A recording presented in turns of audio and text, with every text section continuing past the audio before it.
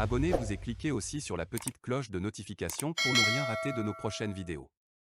N'oubliez pas de partager aussi la vidéo et de la liker. Afrique N24. Nous parlons des partis politiques et de l'opposition, mais plus globalement, nous allons évoquer la situation des partis dans leur ensemble, puisque vous êtes tous tenus par la charte des partis politiques et votés en avril 1900, ou promulgués en avril 1991. C'est vieux quand même. Oui. Et le gouvernement a voulu réviser cette charte-là. Est-ce que selon vous, c'est quelque chose qui vous enchante ou pas? Ben écoutez, moi je constate encore une fois que alors que nous avons des problèmes préoccupants pour les Togolais, le régime trouve plus aisé et pour donner l'illusion de faire des réformes démocratiques, s'attaquer à des sujets qui n'ont aucun impact sur leur maintien ou non au pouvoir. C'est vrai, il y a plus d'une centaine de partis politiques au Togo. Oui, pour un petit pays comme le nôtre, cela semble trop. Mais je voudrais poser aussi la question de savoir comment en est-on arrivé là. Il me semble que le régime en est pour quelque chose. Ils ont contribué eux-mêmes à créer des partis dont ils se sont servis comme soutien. Et de temps en temps même, ce qu'on observe, c'est que ils vont réveiller des partis qui dorment. Maintenant, s'ils veulent faire le ménage, tant mieux qu'ils fassent le ménage, mais qu'ils le fassent très rapidement pour s'occuper des vrais problèmes qui préoccupent les Togolais. Il faut dire qu'au Togo, il y a plus de 100 partis politiques, et c'est vrai. Mais est-ce que vous avez l'impression qu'au final, un certain nombre de partis finiront par être emportés par les réformes?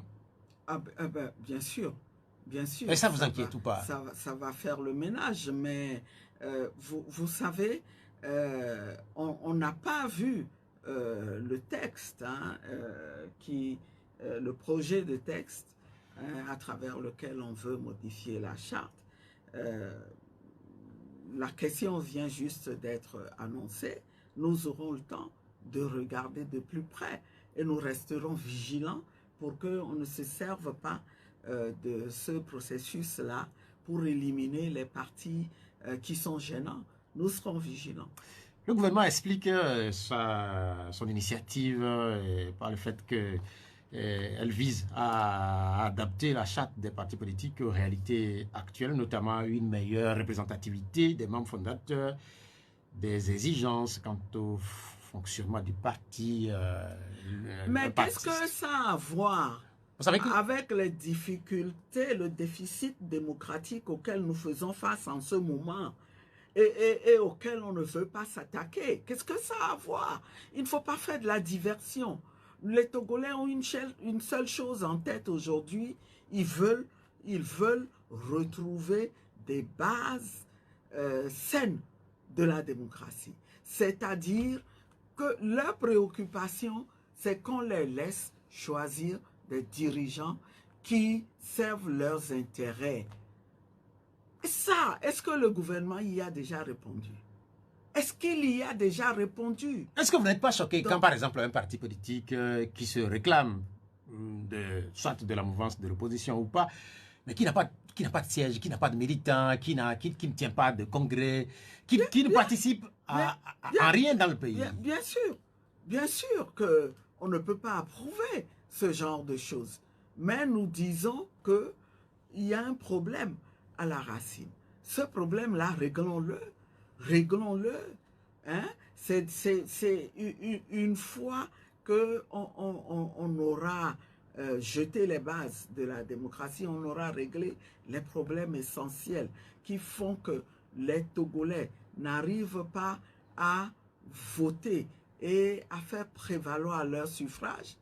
Bon, ensemble, il y aura un climat qui permettra de régler tous ces problèmes. Là, vous semblez revenir à ce que vous aviez appelé l'appel de Tipo. Je ne sais pas, la démocratie d'abord du multipartisme après. Absolument. Nous, notre préoccupation et la préoccupation des Togolais, c'est qu'il est temps de se retrouver en démocratie. Il est temps de les laisser choisir des dirigeants qui pensent vraiment à leurs intérêts, qui ne serviront pas des intérêts étrangers et qui vont contribuer à améliorer leurs conditions de vie. C'est de ça qu'il s'agit. Dans tous les cas, une centaine de partis politiques pour un petit pays comme le Togo, c'est beaucoup. Il n'y a pas très longtemps, le Bénin a procédé à des réformes et au final, il y a de moins en moins de partis politiques dans ce pays. Quel serait par exemple le meilleur scénario au Togo? Ben, mais vous me demandez s'il faut aller vers peut-être un bipartisme. Je ne sais pas.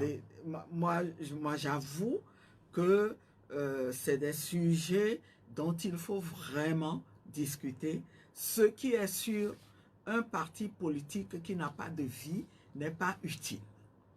Il n'est utile en rien du tout.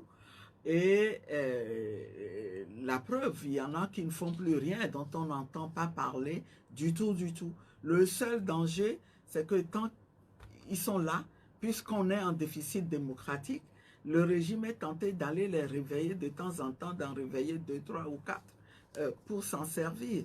Et c'est à ce titre, à la limite, qu'on peut dire, tant mieux, lui-même il se prive d'alliés futurs éventuels.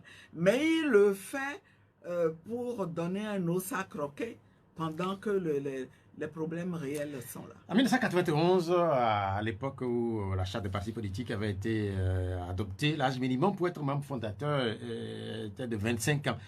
Aujourd'hui, le monde a beaucoup évolué, les jeunes s'engagent de plus en plus vite. Est-ce que c'est quelque chose qu'il faut réviser ou pas? Bien sûr, on peut. Moi, je suis pour la participation des jeunes en politique. Hein. Il ne faut pas mettre des barrières liées à l'âge. Au contraire, il faut emmener les jeunes générations à s'engager davantage. Nous n'avons que ce souhait-là. Dans un instant, les auditeurs vont vous poser des questions parce que c'est ça aussi le but ou la tradition ici. Mais restons avec les partis politiques et parlons de dialogue puisque après la CENAP, on parle de CPC ou le cadre permanent de concertation. La première séance de ce cadre a eu lieu ce vendredi. On a appris qu'une quinzaine de partis politiques ont pris part aux échanges. Et comme l'an passé, vous avez décliné l'invitation. Quand je dis vous, c'est la DMK avec les partis qui la composent. Pourquoi? Pourquoi? Parce que ce cadre est issu des discussions dont nous avons été exclus. Exclus parce que nous tenions à ce que on discute des préoccupations de l'heure des Togolais, à savoir le contentieux électoral, auquel on ajouterait toutes les questions d'ordre social et aussi les grands dossiers économiques. Et parce que nous avions dit que pour discuter de tout ça, avant même de commencer les discussions, eh bien, il faut créer les conditions pour le retour des exilés, parmi lesquels Messan Gabriel Kodjo, parmi lesquels Monseigneur Podro et bien d'autres. Nous avons dit qu'il faut libérer les détenus parce que ces discussions doivent être un signal fort en direction des citoyens que maintenant, la classe politique veut prendre ses responsabilités et régler vraiment les problèmes. Nous l'avons dit, on n'en a pas voulu, on nous a dit, ces gens-là, je pense qu'ils ne sont même pas, ils se sentent même pas concernés par cette discussion et on a discuté sans nous. Chemin faisant, ceux qui voulaient discuter, de ceux qui voulaient discuter, il y en a 2 qui se sont retirés avant la fin des discussions, un au début et un deuxième avant la fin des discussions.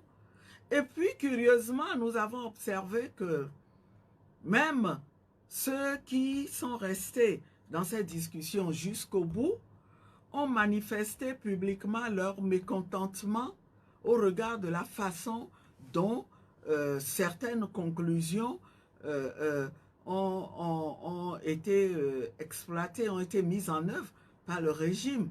Je veux parler, par exemple,